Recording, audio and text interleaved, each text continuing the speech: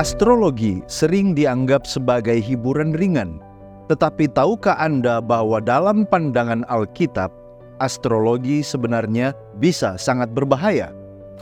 Kita akan menggali alasan-alasan mengapa astrologi bertentangan dengan ajaran Alkitab dan mengapa kita sebagai orang Kristen harus berhati-hati dengan praktek ini. Mengapa astrologi bisa menjadi jebakan spiritual? Apa yang Alkitab katakan tentang mengikuti bintang-bintang dan ramalan-ramalan? Mari kita gali bersama.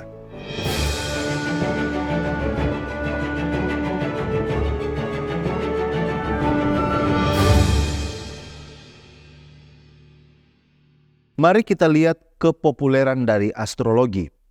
Kepopuleran astrologi terbukti dari hadirnya rubrik astrologi di setiap penerbitan surat kabar, majalah ataupun tabloid.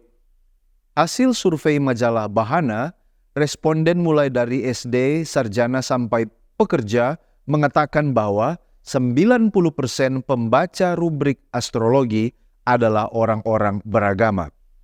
Sementara hasil polling dari Gallup Mei 2001 mengatakan 28% dari responden mengaku percaya bahwa astrologi dapat mempengaruhi kehidupan seseorang.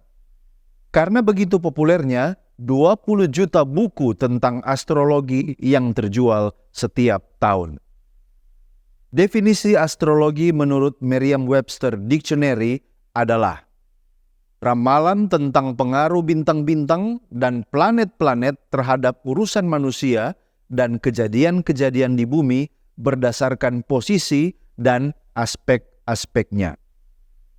Catatan paling awal tentang praktek astrologi berasal dari Mesopotamia kuno sekitar milenium ketiga sebelum Masehi.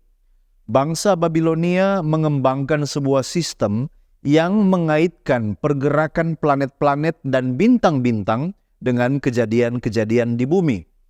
Pada milenium kedua sebelum Masehi, astrologi Babilonia telah berevolusi menjadi sistem canggih yang digunakan untuk memprediksi peristiwa politik dan juga sosial. Di Mesir kuno, astrologi terkait dengan agama.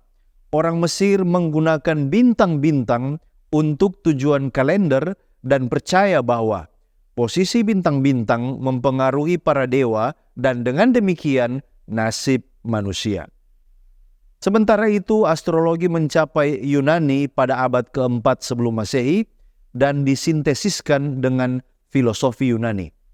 Tokoh yang paling terkenal dalam astrologi Yunani adalah Claudius Ptolemeus yang menulis Tetrabiblos, sebuah teks dasar dalam astrologi barat.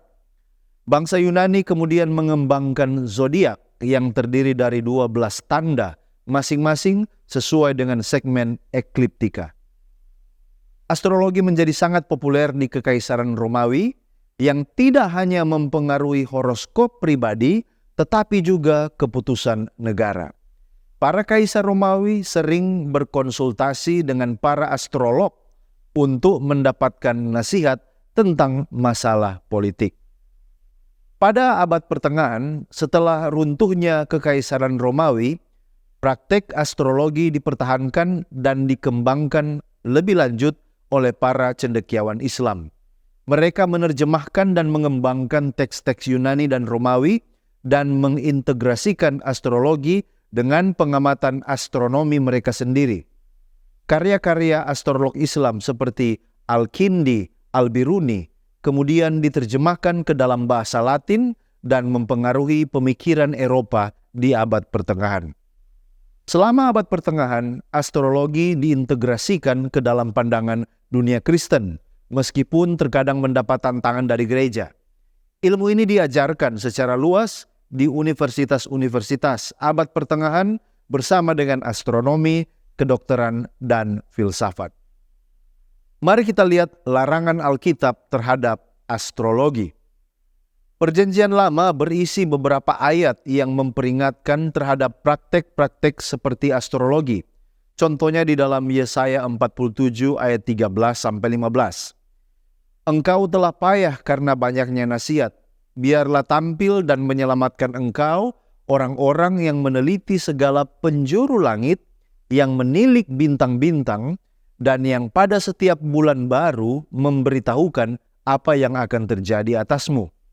Sesungguhnya mereka sebagai jerami yang dibakar api, mereka tidak dapat melepaskan nyawanya dari kuasa nyala api. Api itu bukan bara api untuk memanaskan diri, bukan api untuk berdiam. Lalu ayat 15, demikianlah faedahnya bagimu dari tukang-tukang jampi itu yang telah kau repotkan dari sejak kecilmu. Masing-masing mereka terhuyung-huyung ke segala jurusan, tidak ada yang dapat menyelamatkan engkau. Selanjutnya Imamat 19 ayat 26 bagian B mengatakan, janganlah kamu melakukan telaah atau ramalan. Ulangan 4 ayat 19-20, dan juga supaya jangan engkau mengarahkan matamu ke langit, sehingga apabila engkau melihat matahari, bulan, dan bintang, segenap tentara langit, engkau disesatkan untuk sujud menyembah dan beribadah kepada sekaliannya itu, yang justru diberikan Tuhan Allahmu kepada segala bangsa di seluruh kolong langit sebagai bagian mereka. Sedangkan Tuhan telah mengambil kamu dan membawa kamu keluar dari dapur peleburan besi dari Mesir untuk menjadi milik umatnya sendiri, seperti yang terjadi sekarang ini.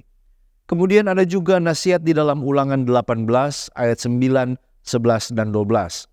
Di sana dikatakan, di antaramu janganlah didapati seorang pun yang mempersembahkan anaknya laki-laki atau anaknya perempuan sebagai korban dalam api, ataupun seorang yang menjadi petenung, seorang peramal, seorang penelaah, seorang penyihir, seorang pemantra, ataupun seorang yang bertanya kepada arwah atau kepada roh peramal, atau yang meminta petunjuk kepada orang-orang mati. Sebab setiap orang yang melakukan hal ini adalah kekejian bagi Tuhan. Dan oleh karena kekejian-kekejian inilah Tuhan Allahmu menghalau mereka dari hadapanmu. Meskipun perjanjian baru tidak secara khusus menyebutkan astrologi, namun tema ini terus berlanjut dengan menghindari praktek-praktek okultisme. Contohnya dalam Kisah 19 ayat 19. Di sana dikatakan, banyak juga di antara mereka yang pernah melakukan sihir, mengumpulkan kitab-kitabnya, lalu membakarnya di depan mata semua orang. Nilai-nilai kitab itu ditaksir 50.000 uang perak. Lalu kemudian di Galati 5 ayat 19-21, di sana mencantumkan sihir di antara perbuatan-perbuatan daging yang bertentangan dengan hidup oleh roh. Ada 5 alasan mengapa orang Kristen harus menolak astrologi dalam segala bentuknya. Yang pertama berkaitan dengan kedaulatan Allah. Orang-orang Kristen percaya pada kedaulatan Allah atas semua ciptaan.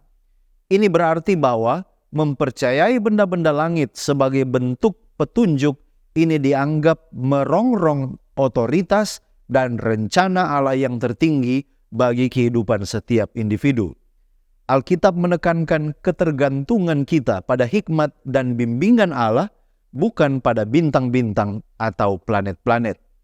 Alasan yang kedua oleh karena ini adalah pelanggaran terhadap perintah yang pertama.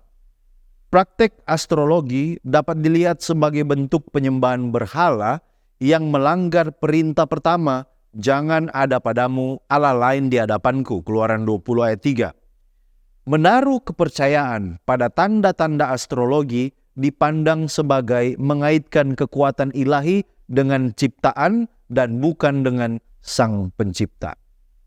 Yang ketiga berkaitan dengan hanya wahyu ilahi saja.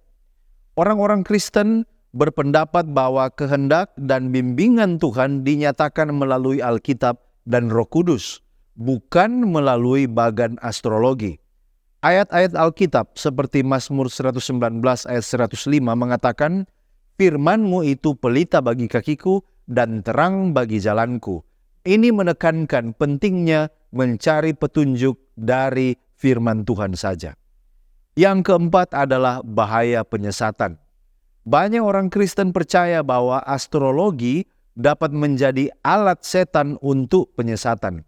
Mereka menekankan perlunya ketajaman dan kehati-hatian terhadap praktik-praktik yang dapat membuka seseorang terhadap ajaran-ajaran yang salah atau bahaya dari penipuan setan. Dan alasan yang kelima adalah berfokus kepada Kristus. Kehidupan Kristen berpusat pada hubungan dengan Yesus Kristus. Praktek-praktek seperti astrologi ini dipandang sebagai gangguan dari fokus utama ini. Kolose 2 ayat 8 mengatakan, "Waspadalah supaya jangan ada yang menawan kamu dengan filsafatnya yang kosong dan menipu, yang bersandar kepada tradisi manusia dan kekuatan-kekuatan di dunia ini, bukan kepada Kristus." Di sini menggarisbawahi pentingnya untuk mempertahankan kehidupan yang berpusat pada Kristus. Kesimpulan, dari sudut pandang Kristen, astrologi dianggap tidak sesuai dengan ajaran Alkitab. Pandangan ini didasarkan pada peringatan kitab suci terhadap ramalan dan keyakinan akan kedaulatan Tuhan, dan hanya kepadanya saja kita harus meminta bimbingan dan kebijaksanaan.